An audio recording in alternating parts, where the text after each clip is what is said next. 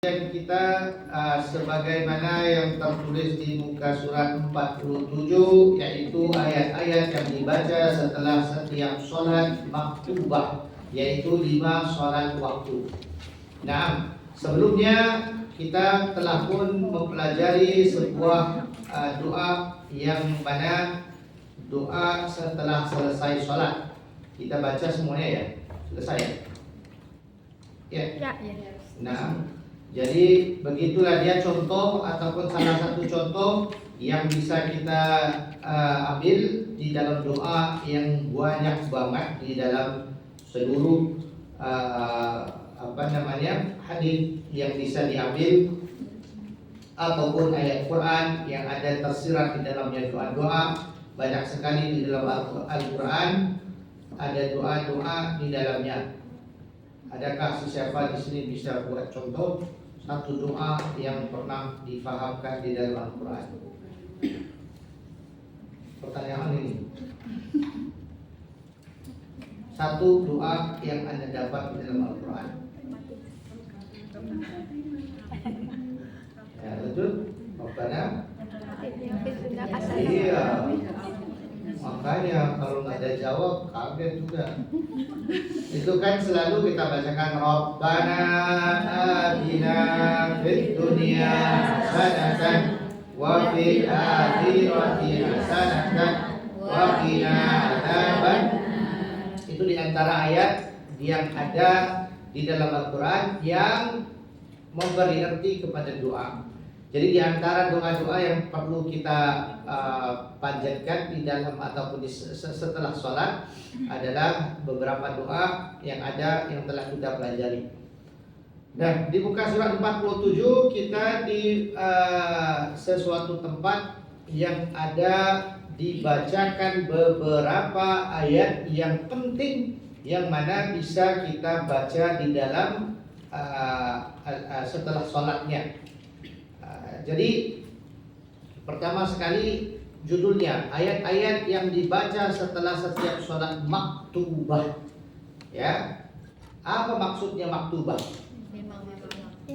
Ya, maksud maktubah itu apa? Maktubah. Kayak ketumbar. Apa maksudnya maktubah? Salat wajib. Salat wajib ya. Tapi maktubah itu kadang-kadang ditulis sebagai datang daripada ayatnya tulis ya. Katabah. Maktubah yang telah tertulis. Ya, yang telah tertulis yakni yang telah diwajibkan, yang telah diperintahkan. Makanya kalau disebut singkatan daripada kita panjang-panjang sholat 5 waktu ataupun khamsah sholat, kita selitkan ataupun kita gantikan dengan perkataan maktubah. Ya, sholat maktubah itu sudah sewajibnya seseorang itu faham sebagai sholat subuh sampai isya. Ketika seseorang itu katakan sholat maktubah, ya, ataupun telahkah kamu melaksanakan sholat maktubah, ataupun salat satu hari di satu hari itu ada salat yang dinamakan salat maktubah. Apakah itu? Itulah dia salat subuh sampai isya. Jadi maksud yang saya ingin sampaikan di sini adalah hafalkan kalimat yang baru kalau Anda belum pernah mengalaminya, yaitu salat 5 waktu dikenali sebagai al-maktubah. Apa itu al? Saya masukkan di dalam perkataan al, berarti ia adalah sholat yang terkenal, yaitu sholat 5 waktu tertulis. Kalau saya menggunakan perkataan al-maktubah itu apa? Ya langsung dijawab ya 5 waktu.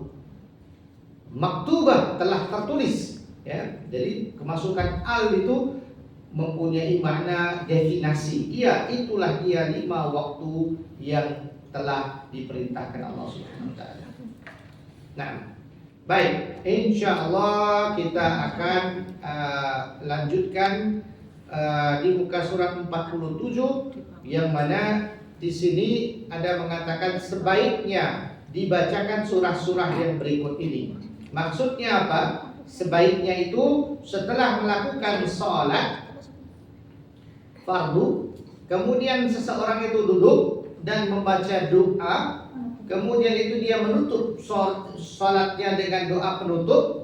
Dia juga tidak tertinggal untuk membaca surah-surah yang ada di sini, ataupun surah-surah penting yang kalau seseorang itu selesai daripada sholat, dia tidak meninggal untuk membacakannya. Apa dia? Pertama sekali Al-Fatihah. Jadi berarti sudah dia selesai, maka dia lanjutkan dengan pembacaan surah Al-Fatihah. Kemudian dibaca beberapa surah yang lain lagi. Ya, ini close-nya datang daripada mana? Penulisan nomor 1 ini datang daripada ayat-ayat yang dibaca setelah setiap sholat. Telah disampaikan daripada Imam Syahrani di dalam kitab Ad-Dalalatul Allah, ya, Ad-Dalalatul Allah, ya, daripada Sayyidina Khidir.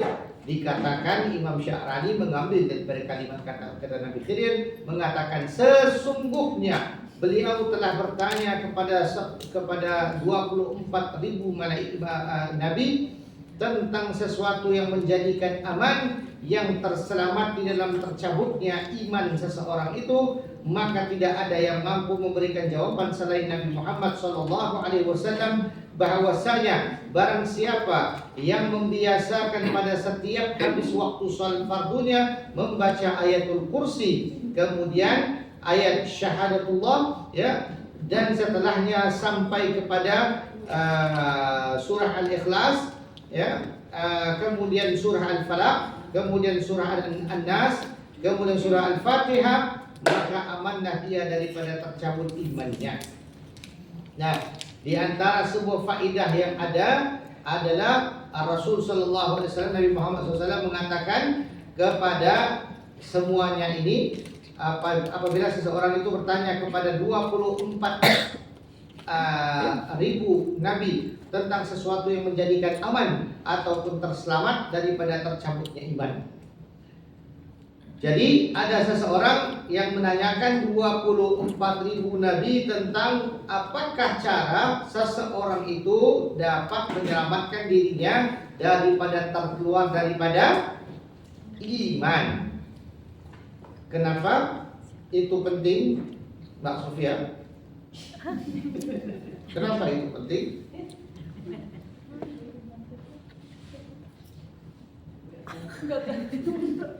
Kenapa itu penting? Seseorang itu menanyakan kepada 24.000 nabi, yang mungkin ini di waktu Isra dan Mi'raj.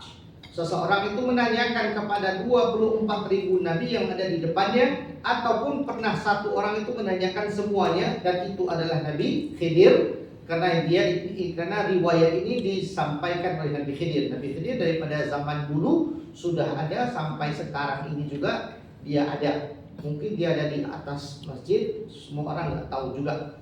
Nabi Khidir hidup bersama kita sampai sekarang, panjang umurnya sampai sekarang, karena dia sudah hidup daripada zaman Nabi Adam sampailah kepada sekarang ini, mengikuti dan dia akan timbul nanti setelah keluarnya Mahdi. Ya, pokoknya Nabi Khidir adalah seseorang yang hidup bersama kita di dunia. Katanya pertanyaan ini sudah ditanyakan, yaitu apakah ayat yang dibaca untuk seseorang itu terselamat daripada imannya. Ya, tadi soalnya saya tanya kepada Mbak Sofia, kenapa itu penting? Ya penting lah, karena kalau iman sudah tidak ada, maka orang tersebut akan tidak dianggap sebagai orang mukmin, seorang yang beriman.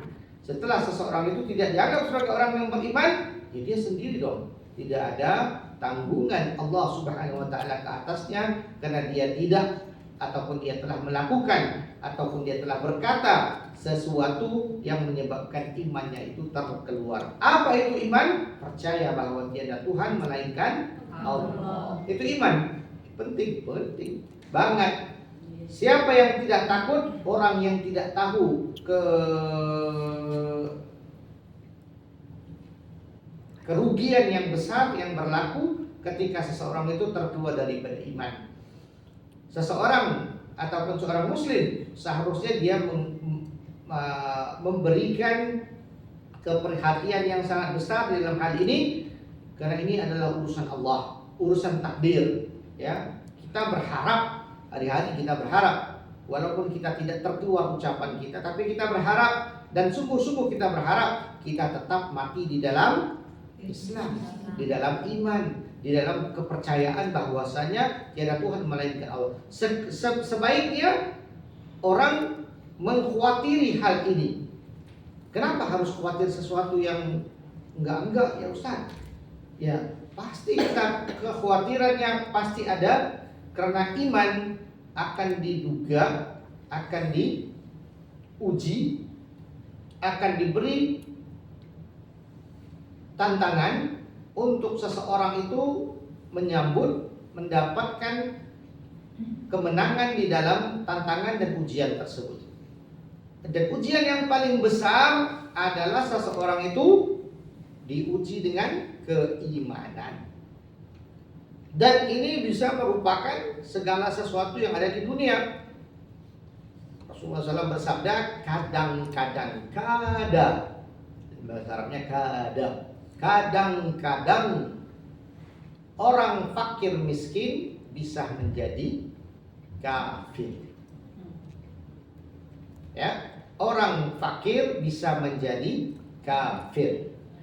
Itu satu drama yang terjadi, tapi Rasulullah mengatakan kadang-kadang bisa aja gitu ya.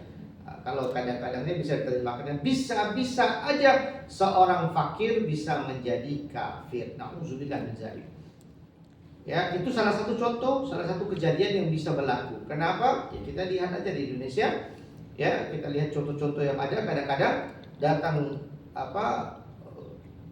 satu rombongan daripada agama yang lain pergi ke agama kampung Islam yang agak miskin, membantu dengan macam-macam sampai satu kampung itu masuk ke agama tersebut. Pernah terjadi nggak?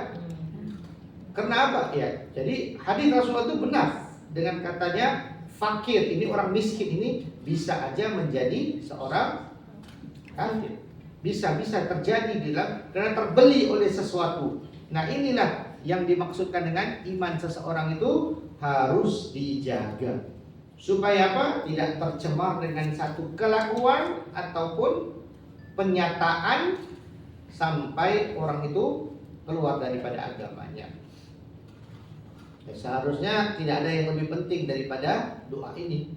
Seharusnya seseorang itu disibukkan dengan kekhawatirannya dia akan ditakdirkan Allah, dia itu terkeluar daripada agamanya karena sesuatu yang ada di depannya. Anda juga sangat bahaya sebagai seorang yang bekerja di rumah yang bukan Islam.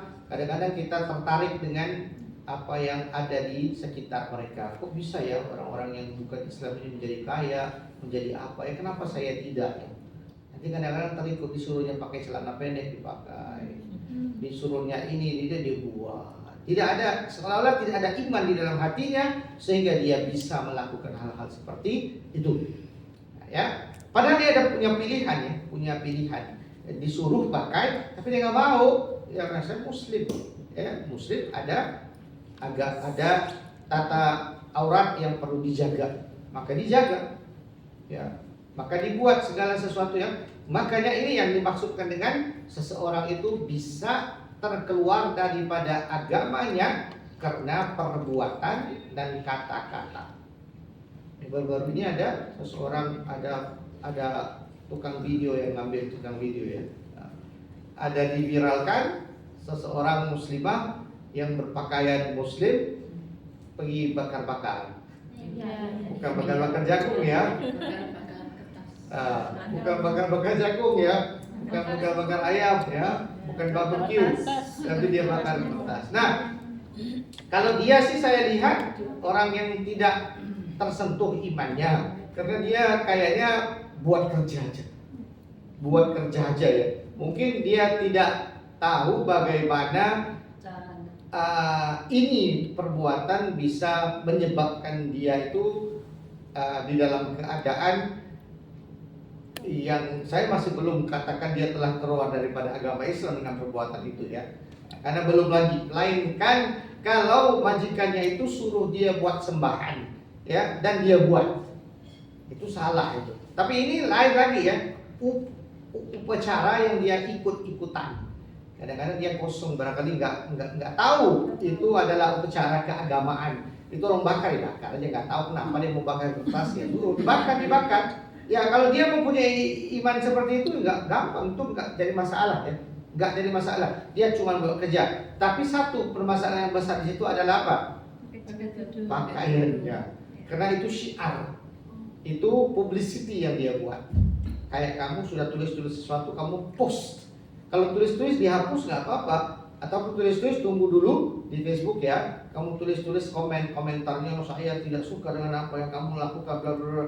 Belum lagi mau post, dia tahan dulu, nggak apa-apa, karena belum lagi terlihat orang. Tapi dia ini sepertinya sudah pakai mungkin cadar atau tudung atau apa ya, sudah keluar, orang sekalian sudah lihat, ini muslim ya. Ini pasti akan dibicarakan, kok orang muslim bisa membuat begini. Seharusnya, sewajibnya seorang muslim tidak bisa melakukan apa yang dia lakukan. Nah itulah dia.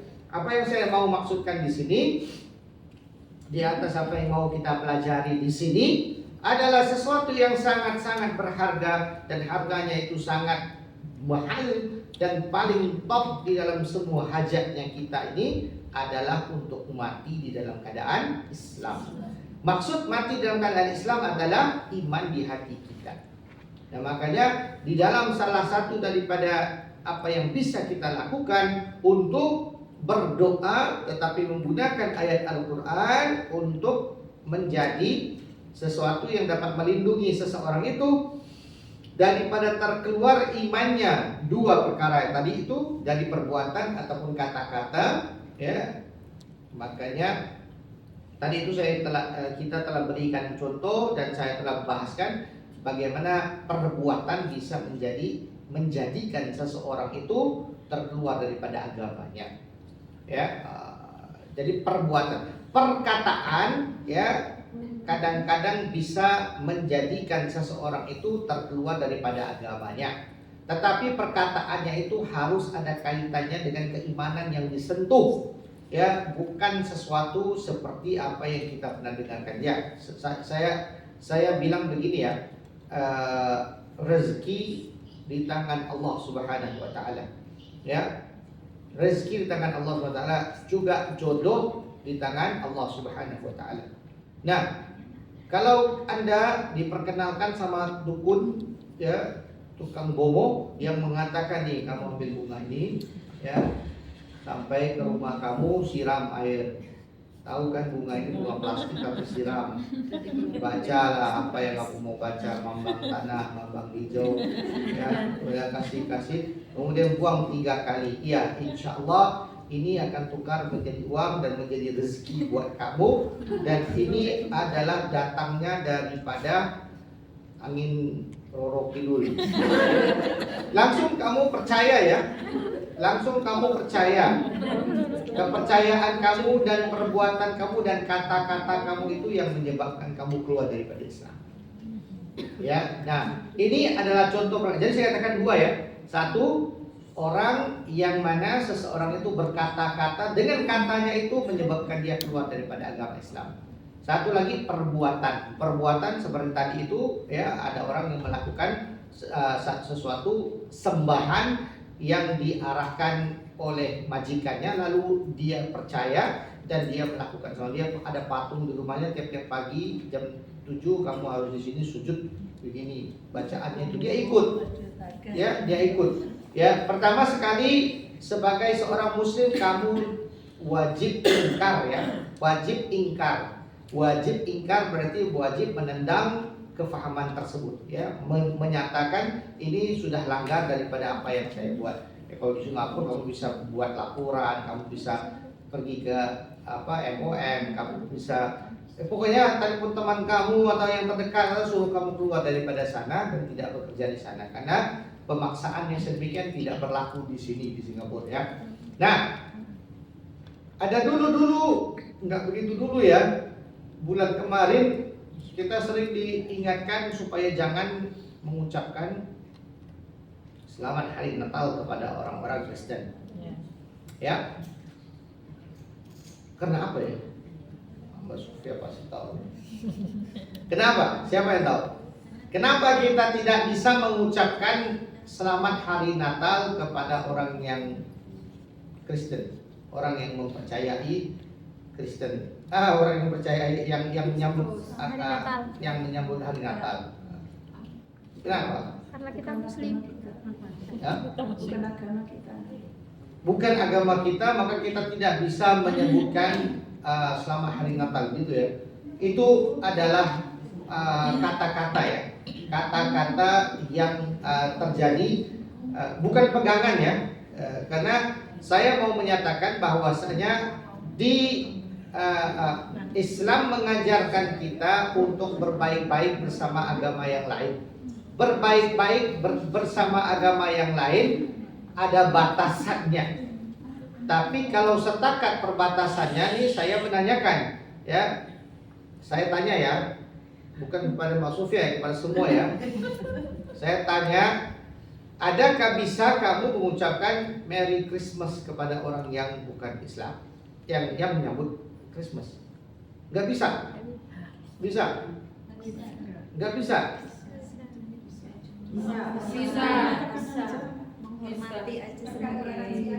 Ya nggak apa-apa sih, jawab aja. Ini kan bukan soalan mati atau hidup. Bisa atau nggak bisa? Bisa. Jadi ada yang kata nggak bisa, ada yang kata nggak bisa. Ya, nggak bisa kenapa? Karena ada perbincangan seperti ini. Ada ulama, bukan daripada golongan Imam Syafi'i, tapi ulama yang mengatakan bahwasanya Anda tidak bisa mengucapkan Selamat Hari Natal kepada yang bukan Islam, karena ketika kamu mengatakan seperti itu seolah-olah kamu telah membenarkan Yesus itu adalah anak Allah. Itu kata-kata ulama yang mengatakan begitu ya. Ya, kalau Anda yang berotak sihat mengatakan Merry Christmas, langsung kamu menganggap Yesus itu anaknya, itu murtad. Ya, kamu telah murtad dan untuk kamu ini tidak bisa mengatakan begitu.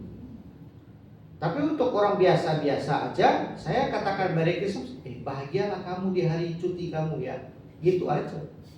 Saya tidak ada niat untuk mengatakan seperti itu. Jadi tadi ulama tadi mengatakan dia telah memaksa orang Islam untuk ketika dia katakan Merry Christmas, niatnya itu sama dengan menganggap. Itu tidak semua. Tidak semua, malah kosong ataupun ada kayak dia barangkali ulama tersebut dia katakan Merry Christmas langsung dia ingat Yesus itu ada. Tidak. Tapi pada kita yang sudah hidup di Singapura, Mbak Sofia lah ya, orang Indonesia yang telah hidup di Singapura yang lebih daripada 17 tahun. Wah, Masya Allah, 29 tahun itu sudah dianggap orang Singapura ya. Karena 5 tahun udah cukup ya. Gak mau, Ustaz. Anda kalau sudah hidup di negara orang 5 tahun, Anda dianggap sebagai orang mukim ya. 10 tahun. Ya. Kalau seseorang sudah hidup selama 25 tahun ke atas, 29 tahun, dia sudah tahu cara-cara orang Singapura, kehidupannya yang gimana, yang ketika seorang Singapura yang mengatakan Merry Christmas kepada seseorang lain, saya nggak tahu ya, atau biar saya tanya kepada Mbak Sofia aja. Agak-agak ada nggak yang berpikiran sedemikian? Ketika dia katakan Merry Christmas, dia langsung mengatakan Yesus itu anak Tuhan. Pasti nggak ada. Pasti nggak. Tapi kalau ulama yang seperti itu, dia hidupnya barangkali di negeri Arab ya, di negeri Arab yang tidak ada Kristennya, Ketika dia mengatakan begitu ya mungkin ya, karena dia kepalanya semuanya sudah tahu oh dia menyambut Christmas, berarti dia menyambut kelahiran Jesus, dia menganggap jadi Jesus mereka menganggap saya katakan mereka saya menganggap itu terserah dia. Ya, Ustaz. Tapi Oke, itu ada present gitu kan? Nah. Pasti saya dibagi dengan Enggak, hadiah, enggak apa-apa. Saya pernah mengatakan kepada Anda juga ya, kalau Anda mengikut sesembahan Cina ya, yang kasih buah, yang kasih ampau, kalau nggak mau kasih saya ya. Nggak jadi masalah ya, karena itu adalah kata Rasulullah SAW, hadiahlah kalian, saling hadiahlah kalian karena apa? Karena itu akan menimbulkan cinta dan sayang ya. Nggak apa-apa, kamu berikan hadiah bukan mengikuti apa arahan yang tertulis di dalam Bible atau di Cina, buku Cina apanya, budanya, atau untuk kasih buah, untuk kasih uang, untuk kasih apa. Ya rezeki kamu lah.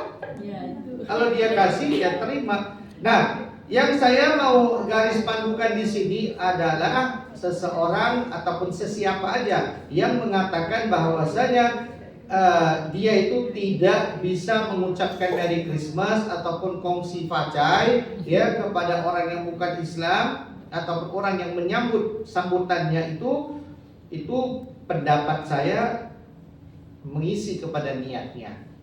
Tapi saya datang juga Ustaz. Iya, Ada ke rumah dia juga. Maksudnya kalau hari New ya. Christmas ada.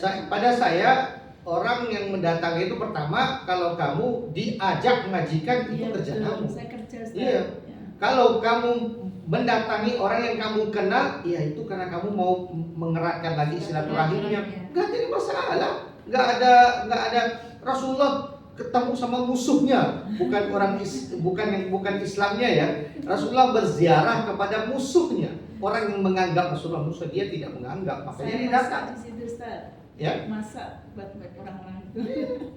Kan kerja kamu nggak apa-apa, nggak ada urusannya sama orang-orang yang mau mabuk jikalau seseorang itu menjual bir di dalam toko yang ada beras, ada semuanya di dalam toko tersebut. Dia bekerja. Lain lagi kalau dia ownernya ya, nggak bisa. Kalau kamu nanti pulang ke Indonesia buka toko yang ada bir di dalam, nggak bisa, haram itu, karena itu milik kamu. Jangan kamu jual. Itu kamu termasuk di dalam terlaknatnya seseorang yang menjual yang memabukkan ya, Arab atau yang memabukkan. Kalau itu milik kamu. Tapi kamu tidak memiliki, kamu diminta ada lowongan kerja si siapalah si yang bukan Islam ini ya meminta ada bantuan ada lowongan kerja untuk cashier di tempatnya dia. Kamu tugas kamu cashier doang. Bukan orang beli ambil uang kasih barang ya udah dia ambil barangnya dia kasih kamu uang kamu tukang simpan uang. Tukang jual. Jadi tidak ada usaha. Sama juga seperti Mas Sofyan diajak dan disuruh masak walaupun disuruh masak babi sekalipun. Ya. Kamu jangan makan. Masak doang. Ya. Pakai plastik yang besar-besar, pakai apa aja ya masak sembarangan, apa yang kamu bukan sembarangan ya masak apa yang kamu tahu ya kemudian dihidangkan ya jalan ya cuci benar-benar jangan sampai satu terkena apa-apa najis dari situ ya kemudian ya sudah selesai mau ini setelah itu cuci ya pakaiannya itu kamu jaga supaya tidak kena dibawa sholat pakai itu tetap kamu pakai nggak apa-apa. Seperti kamu terkena najis di badan Anda aja atau di pakaian Anda. Pakaian itu dicuci nanti ya dengan keadaan ya kalau ya bagusnya pakai plastik jadi kasih tahu sama majikan ya. Saya oke kalau mau makan sih. Kamu mau makan gimana, mau masak gimana baik, tapi saya ada syaratnya, saya nggak bisa pegang. Ya saya bertahun-tahun Ustaz. Ya, alhamdulillah ya. Jalankan aja begitu kemudian coba beli apa itu? Sertunya itu ya simpan aja di rumah. Kalau misalnya kamu ada kayak apa namanya was-was gitu ada yang terkena ya pakai itu cuci udah selesai. Nah, saya kembali kepada iman ya. Saya kembali kepada sesuatu yang penting. Saya kembali kepada ada sesuatu obat yang bisa suplemen ya. Ini bukan obat, suplemen tahu ya? Ya. Suplemen yang kamu makan kayak kunyit ya. Kamu makan minum air kunyit itu kan itu suplemen namanya ya. Kunyit sama asam apa? Kunir. Kunir asam. Ya nggak tahu lah pokoknya apa aja yang kamu makan itu pagi-pagi. Setiap pagi kamu minum itu namanya suplemen ya untuk membantu daya kesehatan Anda. Nah, ini adalah sesuatu yang bisa memblokir daripada seseorang itu keluar daripada imannya. Ya, semacam doa, semacam menguatkan sesuatu yang sangat penting yang ada di dalam hati kita. Berdoa penting, apalagi kamu yang berada di Singapura, ya kita yang agak segelintir ya Muslim yang ada di negara ini, ya walaupun di sebelah-sebelahnya Malaysia, Indonesia banyak orang Islamnya, tapi di kawasan yang kamu tertutup di dalamnya, paspor kamu berlaku di dalam area ini, ya Muslimnya kita paling banyaknya 20% di sini. Ya, yang lebihnya semuanya bukan Islam. Dalam 20% juga macam-macam adanya ya, yang tidak mau sholat, yang tidak ya pokoknya kita digoyangkan dengan hal-hal seperti ini. Kita tidak mau iman kita tergugat, dan ini adalah satu yang sangat penting. Ini adalah penglibatan surga neraka Anda. Ia adalah penerimaan keislaman Anda.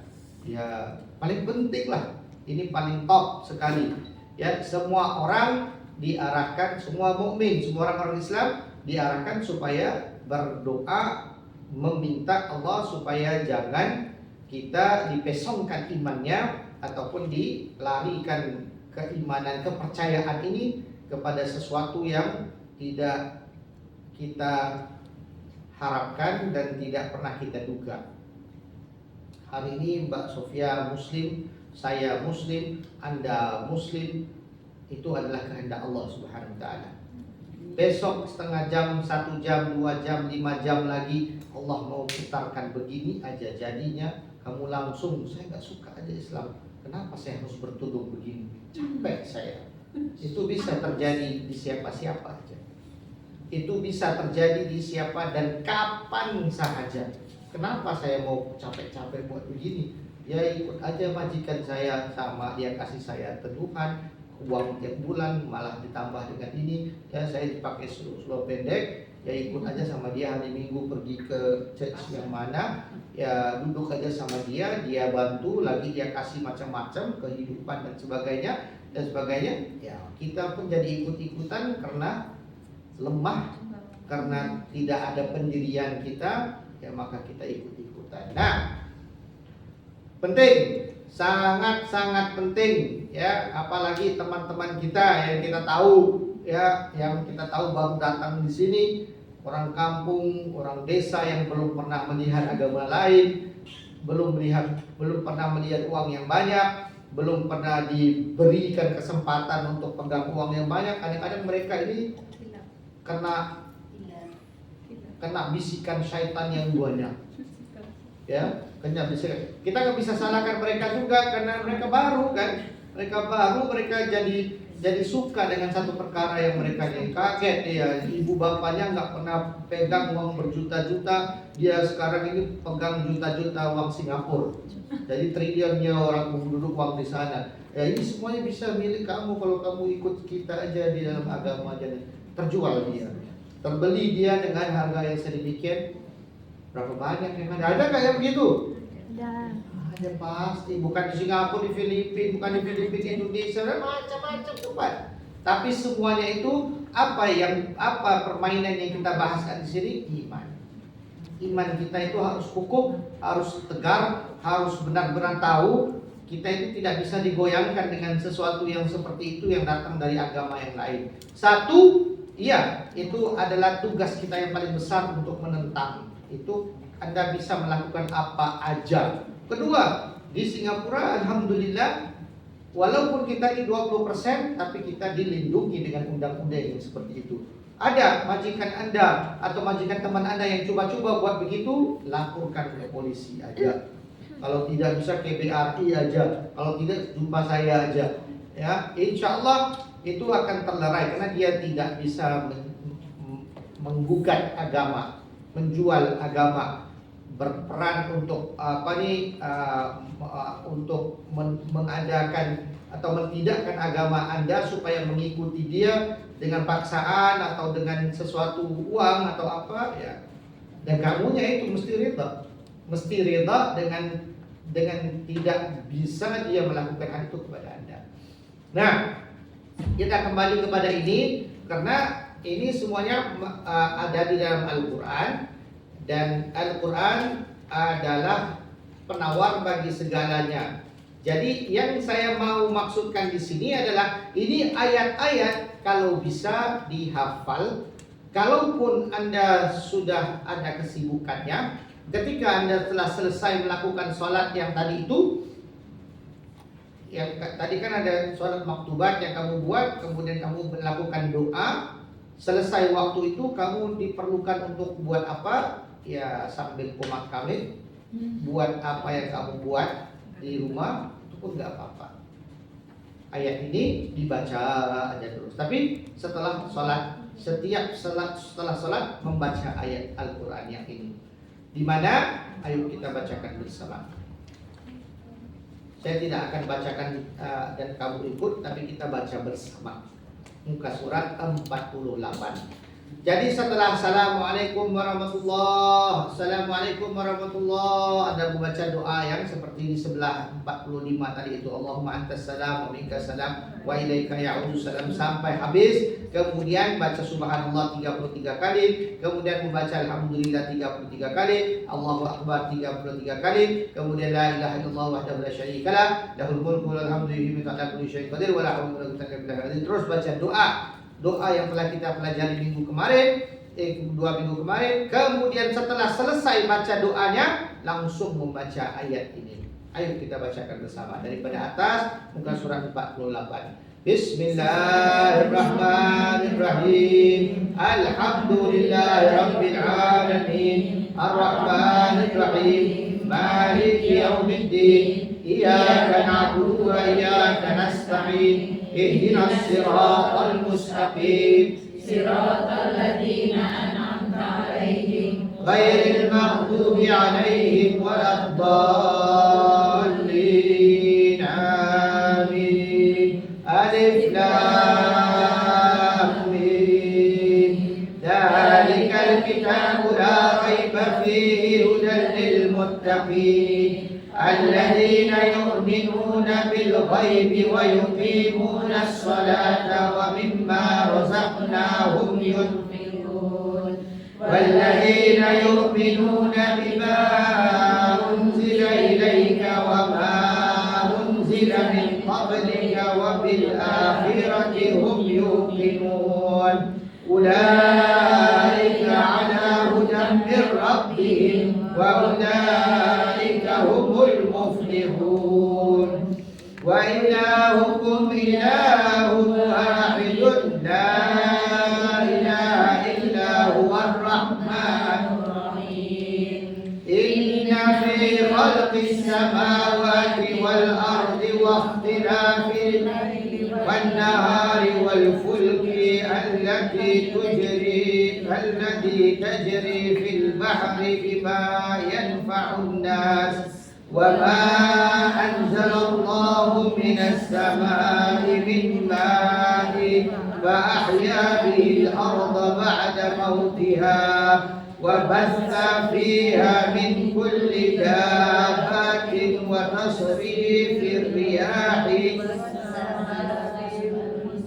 بين السماء والأرض لآيات لقوم يعقلون. الله لا إله إلا هو الحي القيوم لا تأخذه سنة ولا نوم له ما في السماوات وما في الأرض من ذا الذي يشفع عنده إلا بإذنه يعلم ما بين أيديهم وما خلفهم ولا يحيطون بشيء من علمه إلا بما شاء وسع كرسيه السماوات والأرض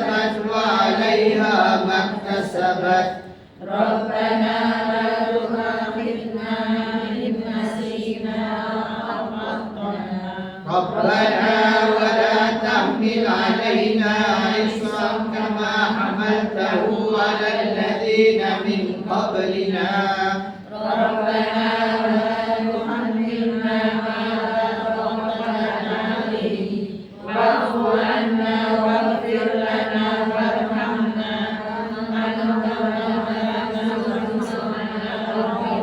كافرين شهد الله أنه لا إله إلا هو والملائكة وأولو العلم قائما بالقسط لا إله إلا هو العزيز الحكيم إن الذين عند الله الإسلام قل اللهم مالك الملك تؤتي الملك من تشاء وتنزع الملك ممن يشاء ويعز من تشاء ويذل من تشاء بيدك الخير إنك على كل شيء قدير تولج الليل في النهار وتولج النهار في الليل وتخرج الحي من الميت وتخرج الميت من الحي وترزق من تشاء بغير حساب. Lanjut dibaca dengan surah Al-Ikhlas. Bismillahirrahmanirrahim. Alhamdulillah Ar-Rahmanir-Rahim Maliki Yaumiddin Iyyaka na'budu wa iyyaka nasta'in Ihdinas siratal mustaqim Siratal ladzina an'amta 'alaihim ghairil maghdubi 'alaihim waladdallin. Amin. Bismillahirrahmanirrahim. Qul huwallahu ahad. Allahus samad. Lam yalid wa lam yulad wa lam yakul lahu kufuwan ahad. Ya, surah Ikhlas ini dibaca 11 kali ya. Kemudian diikuti dengan Al-Falaq dengan An-Nas. Dinamakan mu'awwizatain ya, yaitu Al-Falaq dengan An-Nas itu dinamakan dengan mu'awwizatain. Dibaca satu-satu kali. Al-Falaq dulu. Bismillahirrahmanirrahim.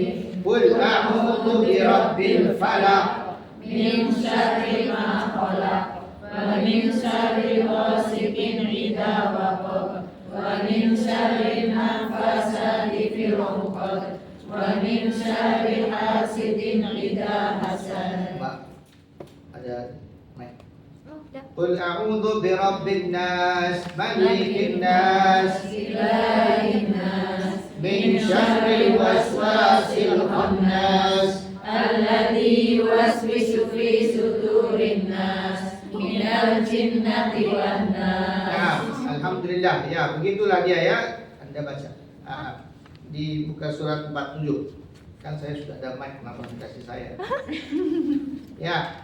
Jadi setelah salat tadi ya, ini surah yang penting untuk menjaga keimanan. Selain daripada itu, senantiasalah Anda selalu berjaga-jaga, senantiasalah Anda selalu berdoa ya kepada Allah SWT supaya terjaga, supaya Anda nanti di dalam keadaan husnul khatimah ya. Di dalam keadaan di mana iman Anda berada tetap di hati dan di dalam sanubari Anda.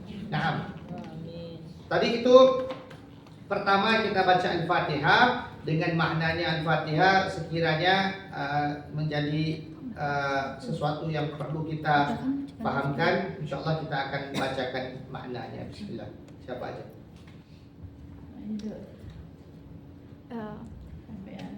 Sebaik-baiknya dibacakan surah-surah yang berikut. Dengan nama Allah yang Maha Pengasih dan Maha Penyayang. Segala puji bagi Allah, Tuhan semesta alam yang Maha Pengasih, lagi Maha Penyayang, lagi mempunyai atau penguasa dari pembalasan. Hanya Engkaulah wahai Allah yang kami sembah, dan hanya kepada Engkaulah kami memohon pertolongan. Tunjukilah atau hati-hati kami ke jalan yang lurus, yaitu jalan orang-orang yang telah Engkau berikan nikmat kepada mereka. Sedang mereka itu bukan orang-orang yang dimurkai dan bukan pula orang-orang yang besar. Wahai Allah, kabulkanlah. Amin ya. Itu Fatihah dengan maknanya. Lanjut kita membaca surah Al-Baqarah di ayat yang pertama. Lanjut. Alif Lam Mim. Alif Lam Mim. Kitab. Kita Enggak maknanya. Kitab Al-Qur'an ini Kitab atau Al-Quran ini tidak ada keraguan padanya, petunjuk bagi mereka yang bertakwa, yaitu mereka yang beriman kepada yang gaib, yang mendirikan sholat dan menafkahkan sebagian rezeki yang kami anugerahkan kepada mereka. Dan mereka yang beriman kepada kitab yang telah diturunkan kepadamu dan kitab-kitab yang telah diturunkan sebelumnya, serta mereka yakin adanya atau kehidupan akhirat. Nah, ya, jadi kenapa dimulakan dengan alif lam mim di situ dan tidak diterjemahkan? Karena memang tidak ada terjemahan bagi alif lam mim. Alif lam mim hanya Allah yang mengetahui maknanya. Dilanjutkan dengan Al-Qur'an, ya ini kitab. Alif lam mim dzalikal kitab. Inilah kitab ataupun kitab ini tidak ada keraguan baginya dalam petunjuk untuk orang-orang yang bertakwa, yaitu orang yang beriman kepada yang gaib. Ya, siapa yang beriman kepada yang gaib? Ya kita. Apa itu yang gaib? Karena kita percaya kepada sesuatu yang tidak ada. Ya. Apa itu yang tidak ada? Tidak ada. Itu namanya gaib. Ya, apa yang gaib di sini adalah suamimu, ya. Apa yang gaib? Apa yang gaib di dalam kelas ini adalah anakmu. Apa yang tidak ada itu gaib namanya. Tapi ada nggak? Ya ada lah. Yang punya suami di sini katanya ya ada, tapi suami saya tidak ada di sini. Ya itu namanya gaib. Suami saya di mana? Suami saya di sana, di Indonesia. Ya, jadi di sini juga dimaksudkan di sini Allah Subhanahu wa taala mengatakan bahwa tidak ada keraguan bagi petunjuk bagi mereka yang bertakwa, bagi orang-orang yang beriman kepada yang gaib. Ya kita. Dimaksudkan di sini adalah kita. Makanya kita membaca setiap kali selesai sholat. Di dalam pembacaan ini kita mengingatkan dan ayat Al-Quran senantiasa menjadi penawar, senantiasa menjadi pengukuhan, senantiasa menjadi doa. Ya, makanya di sini Allah mengatakan bahwasanya ini orang-orang yang percaya kepada gaib, mereka juga mendirikan sholat, menafkahkan sebagian harta mereka dan menganugerahkan mereka, yakni beriman di dalam dan juga mereka beriman kepada kitab-kitab yang diturunkan kepadanya dan kitab-kitab yang turun sebelumnya. Kita percaya semua kitab yang ada yang dipegang oleh Nabi Daud, yang dipegang oleh Nabi Isa, yang dipegang oleh Nabi Ibrahim, ya, itu semuanya mereka mempunyai kitab masing-masing. Kita percaya itu ada, tetapi yang ada sekarang itu kita tidak bisa percaya lagi karena Injil itu namanya Bible, ya, Bible ada. Kalau Anda yang bermajikan orang Kristen pasti ada Bible, mereka baca dan sebagainya. Bible itu kita percaya, tetapi Bible yang dibaca oleh mereka itu tidak kita bisa percaya dan tidak ada keimanan di dalam orang yang salah kalau kita beriman kepada Bible yang sekarang ini. Tapi Bible yang sekarang ini telah lama, telah turun menurun, sudah berubah dengan keadaannya. Tapi kitab Bible itu hostnya ya memang ada dan kita percaya. Jadi ada 4 kitab yang kita percaya yang disebutkan adalah Taurat, Injil, Zabur. Ya, Taurat, Injil dengan Injil dengan Zabur datang bersama. Makanya di dalam Kristen ada Old Testament dengan New Testament. Old Testament itu adalah Zabur. Ya, Old Testament itu adalah Zabur, dipanggil sebagai Psalm, ya. P S A L M.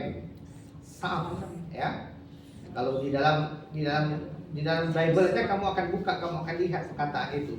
Itu Zabur namanya. Ya, dan Zabur yang ada di itu diturunkan oleh Nabi Daud itu tidak kita percayai apa yang ada sekarang ini. Tapi perkataan itu Zabur, perkataan itu ini kita percaya dan wajib itu menjadi keimanan kita. Makanya seseorang yang membaca ini berulang-ulang, dia menekankan di dalam hatinya. Kalau kita baca dengan makna, ya lagi bagus. Ya, lanjut. Saya lanjutkan ya. Kitab-kitab yang telah diturunkan sebelum dan mereka yakin adanya kehidupan akhirat. Nah, ini adalah semua daripada inti keimanan kita kan. Percaya kepada Allah yang gaib, percaya kepada malaikat, percaya kepada nabi, percaya kepada kitab-kitab yang diturunkan, percaya kepada hari akhirat ataupun hari pembalasan. Dan satu lagi adalah percaya kepada takdir Allah Subhanahu wa taala. Nah, mereka inilah yang tetap dapat petunjuk daripada Allah. Ya, siapa? Kita kan. Kalau seorang itu membaca Alif Lam Mim Dzalikal Kitab sampai akhirnya ulaika humul muflihun. Mereka ini yaitu saya lah, termasuk saya karena saya percaya kepada Allah, saya percaya kepada kitab, saya percaya kepada mereka ini termasuk daripada golongan orang-orang yang beruntung. Lanjut maknanya dan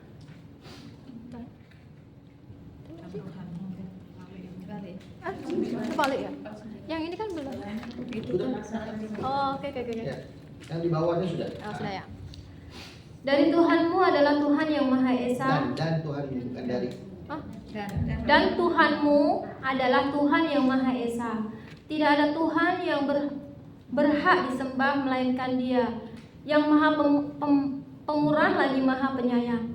Sesungguhnya dalam penciptaan langit dan bumi, silih bergantinya malam dan siang, bahtera yang berlayar di laut membawa apa yang berguna bagi manusia, dan apa yang Allah turunkan dari langit berupa air, lalu dengan air itu Dia hidupkan bumi sesudah mati atau kering-keringnya. Dan Dia sebarkan di bumi itu segala jenis hewan dan angin dan awan yang dikendalikan antara langit dan bumi. Sesungguhnya atau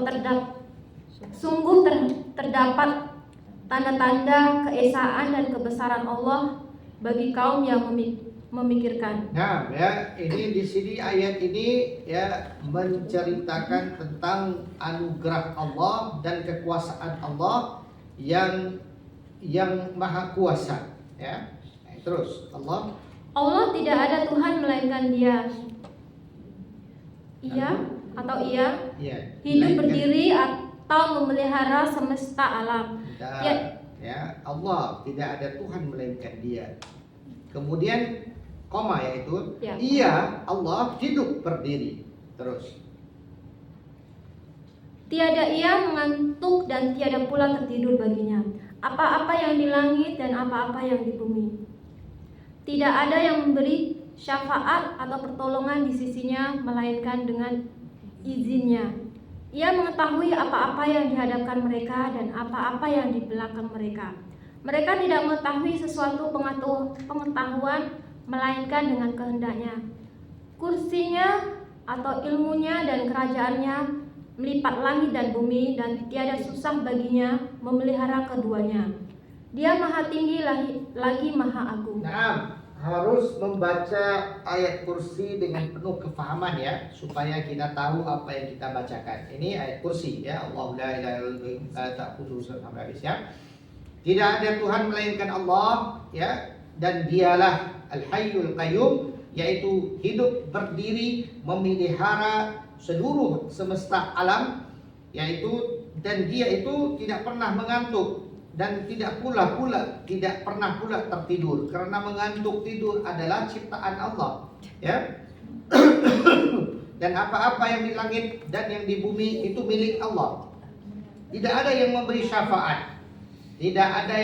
syafaat, ataupun memberi pertolongan di sisinya. Makanya kita selalu mengatakan la syarikalah. Apa itu maksudnya? La syarikalah, tidak ada yang memberikan Dia sesuatu pun pinjaman untuk menyempurnakan keadaan yang dia inginkan.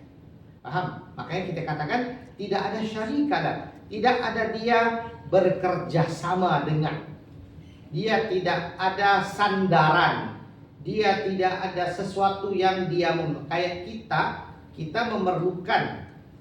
Kalau tidak memerlukan suami, kita memerlukan diri sendiri, memerlukan udara, kita memerlukan apa ya, sesuatu aja. Itu ada yang kita bekerja sama dengannya. Tapi kalau Allah la syarikalah, tidak ada yang memberikan atau dia minta atau dia tunggu untuk diberikan manfaat. Jangankan itu, HP Anda aja ada sesuatu yang diperlukan di situ yang sangat dia sandarkan. Apa? Data. Enggak. Kalau data nggak ada apanya. Baterai. Oh. Kalau tidak ada baterai, ngapain ada HP? Ya, jadi itu dia. Itu satu contoh yang terbaik buat Allah Subhanahu wa taala. Tidak ada sesuatu yang diperlukan untuk dia itu naik, untuk dia itu menjadi. Jadi itulah yang dimaksudkan di sini, bahwasanya dia tidak ada yang memberinya syafaat ataupun pertolongan di sisinya, melainkan dengan izinnya. Berarti Allah ini tidak memerlukan sesuatu, melainkan mereka itu memerlukan dia untuk memberikan izin jadi apa enggaknya.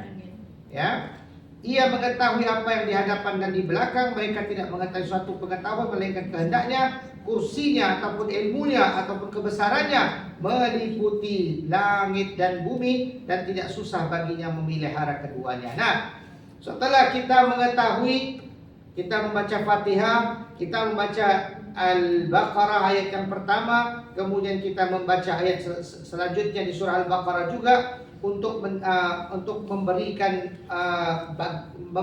kabar kepada kita bagaimana Allah SWT memberikan syafaatnya ataupun memberikan keadaan di mana Allah Subhanahu wa taala menakluki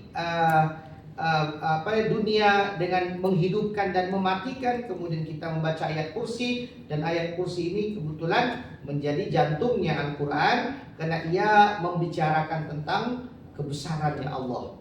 Tidak ada ditandingi, tidak dapat ditandingkan, dan itu mendapatkan penjelasan yang sangat jelas bagi seseorang yang ingin mengenal Tuhannya dengan pembacaan ayat kursi. Lanjut. Rasul telah beriman kepada Al-Quran yang diturunkan kepadanya dari Tuhannya.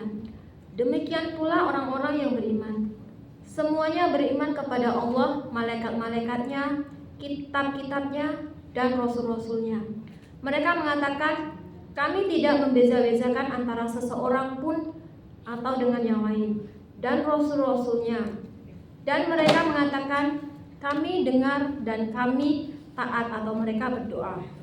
Ampunilah kami, wahai Tuhan kami, dan kepada Engkaulah kami kembali. Allah tidak membebani seseorang melainkan sesuatu dengan kesanggupannya.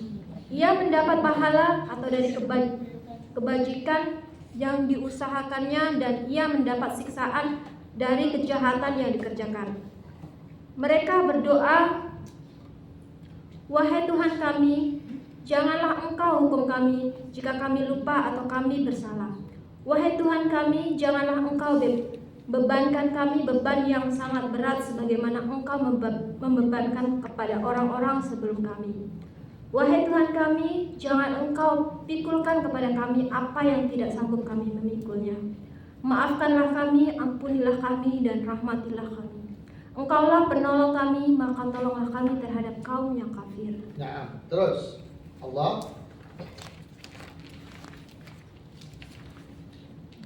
Allah menyatakan bahwasanya tidak ada Tuhan atau yang berhak disembah, melainkan Dia yang menegakkan keadilan. Para malaikat dan orang-orang yang berilmu atau juga menyatakan yang demikian itu. Tidak ada Tuhan yang berhak disembah melainkan Dia yang maha perkasa lagi bijaksana. Sesungguhnya agama yang diridhoi di sisi Allah hanyalah Islam. Katakanlah, wahai Tuhan yang mempunyai kerajaan, Engkau berikan kerajaan kepada orang yang Engkau kehendaki, dan Engkau cabut kerajaan dan orang yang Engkau kehendaki. Engkau muliakan orang yang engkau hendaki, dan engkau hinakan orang yang engkau kehendaki. Di tangan engkaulah segala kebajikan, sesungguhnya engkau maha kuasa atas segala sesuatu. Engkau masukkan malam ke dalam siang, dan engkau masukkan siang ke dalam malam. Engkau keluarkan yang hidup dari yang mati, dan engkau keluarkan yang mati dari yang hidup. Dan engkau beri rezeki kepada siapa yang engkau kehendaki tanpa hisab. Nah, ya, jadi itu di antara ayat yang terakhir, kemudian diikuti dengan surah Al-Ikhlas 11 kali, Al-Falaq dan An-Nas. Ya, ini surah-surah di antara yang dikatakan surah-surah yang penting yang tidak bisa pisah jauh daripada diri kita setiap hari. Makanya dikenalkan di dalam sholat kita supaya kita dapat membacanya. Sekali lagi, apa yang kita pelajari pada petang hari ini adalah surah-surah penting yang dibaca setiap kali kita selesai sholat fardu 5 kali. Subuh setelah selesai baca dari awal tadi sampai akhirnya. Maghrib, zuhur, asar sama juga. Lakukan ini, insya Allah iman Anda akan terpelihara. Malah lebih daripada itu, Anda akan mendapatkan rezeki yang banyak. Itu yang terakhir doa itu ya, bukan doa ya, ayat yang terakhir itu qul Allahumma ya, malikul mulki tu'til mulka. Ini adalah doa yang penting ya, kalau ada yang mau mendapatkan perlindungan dan juga ya kebaikan dunia dan akhirat insyaallah. Baiklah, Allahu a'lam bishawab. Kita berhenti di sini. Insyaallah kita minggu depan 2 minggu lagi kita akan sambung dengan doa istikharah. Ada soalan apa-apa? Pertanyaan apa-apa? Gimana? Sudah pandai ya. Sudah pandai. Oke, ada soalan apa-apa? Ada pertanyaan apa-apa? Ya. Seandainya kan kita disuruh majikan suruh ngucapin gitu kayak Surah apa? suruh mengucapkan ucapan Natal, Christmas gitu ke tamunya gitu, bolehkah? Iya, saya katakan tadi. Kalau anda bukan, dia menanyakan karena dia beranggapan tidak bisa, karena dia sendiri tadi yang menjawab tidak bisa. Ya, jadi ini bukan soalan benar ataupun salah ya.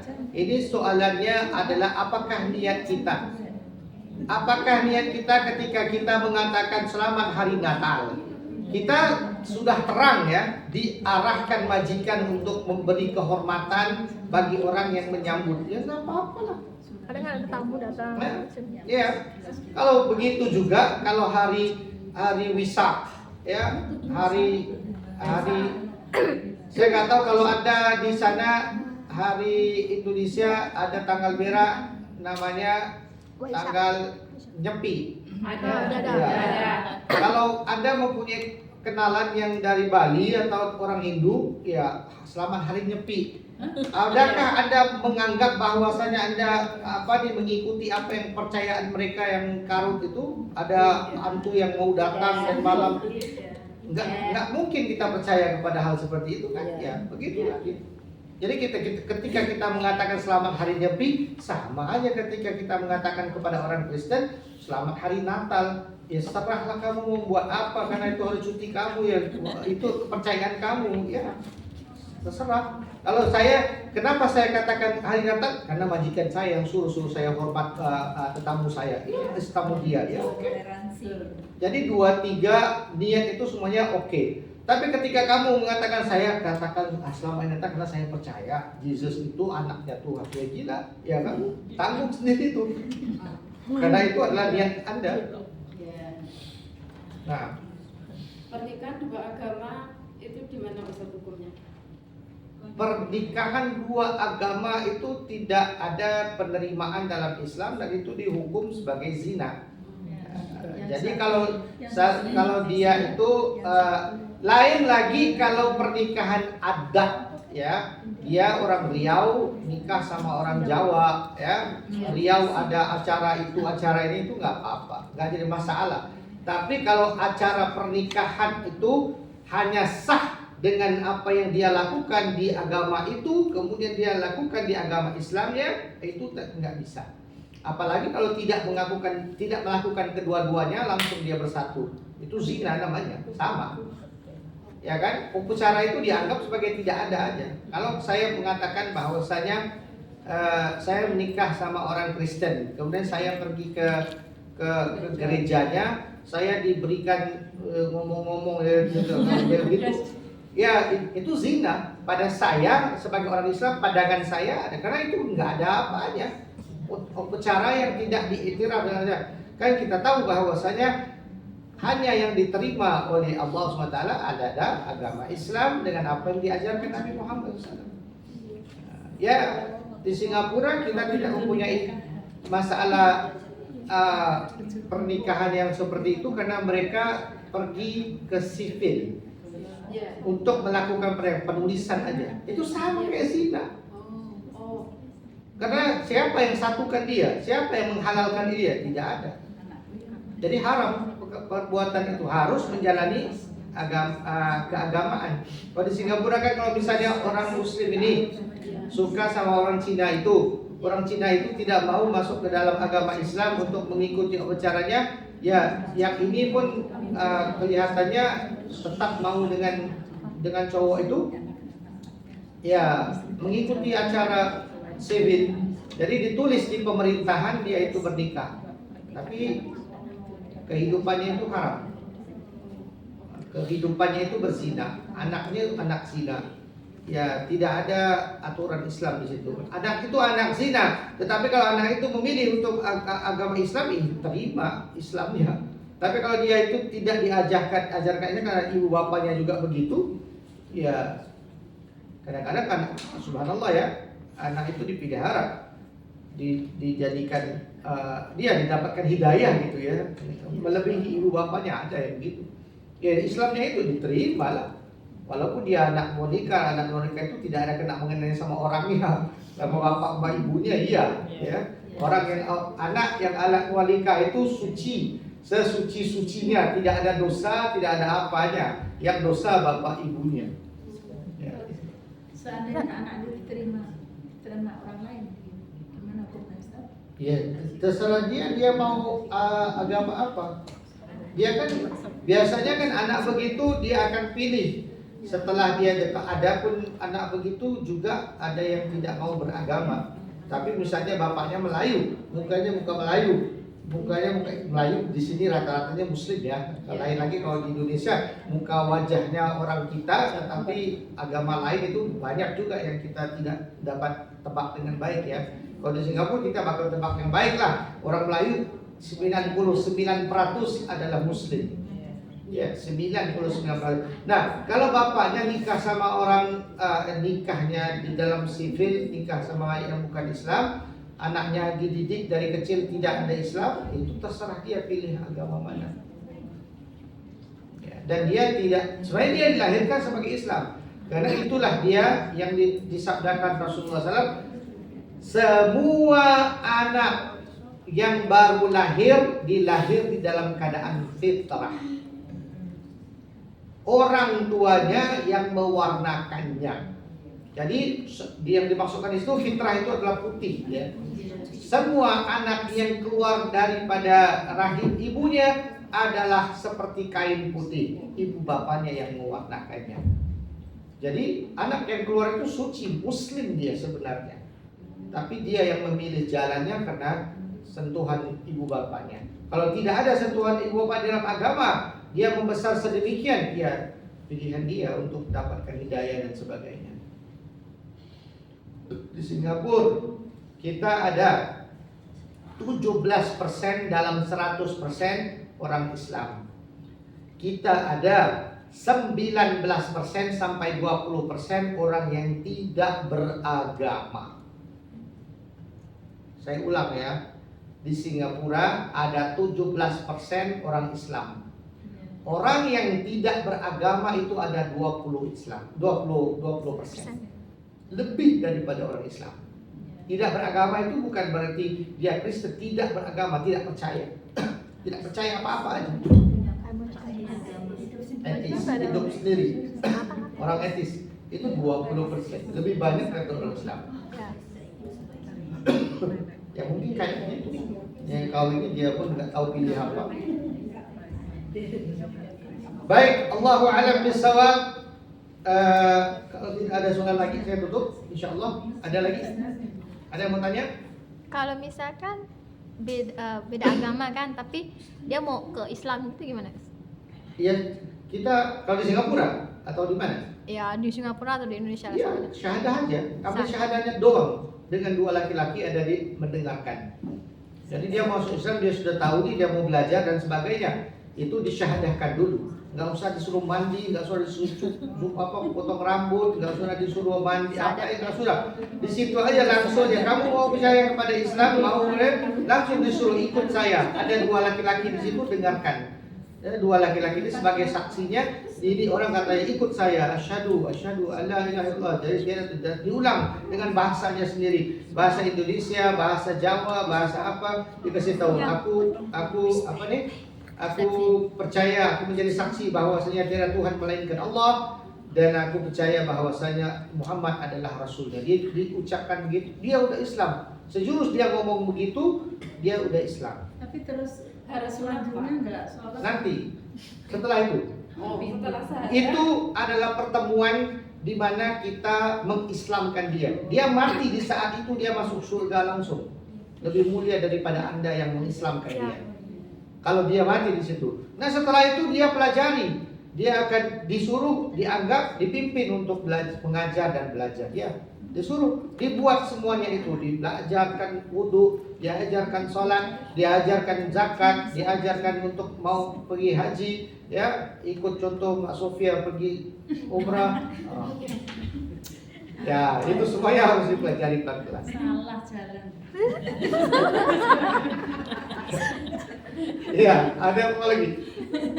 Ya. Cukup. Mbak Hana nanti mati ini ya kalau minggu depan ya. Dingin banget. Oke, mari sama-sama kita doa dengan doa penutup. Bismillahirrahmanirrahim. Ya Rabbana tarafna bi'annana tarafna wa annana asrafna ala lama ashrafna fatub alaina tauba taghsil li kulla hauba lana al-awrati wa amini rawati wa ghafir li walidina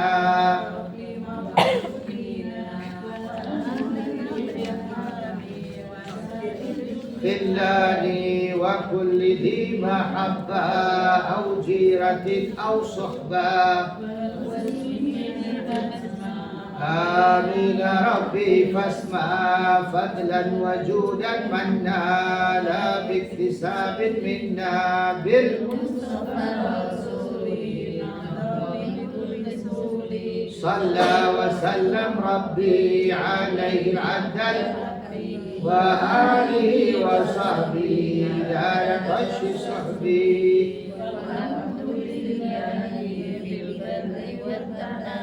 Alhamdulillah Rabbil Alamin. Segala baik datang daripada Allah Subhanahu Wa Taala, kekurangan daripada diri saya sendiri. Wabillahi taufiq wa hidayah. Assalamualaikum warahmatullahi wabarakatuh.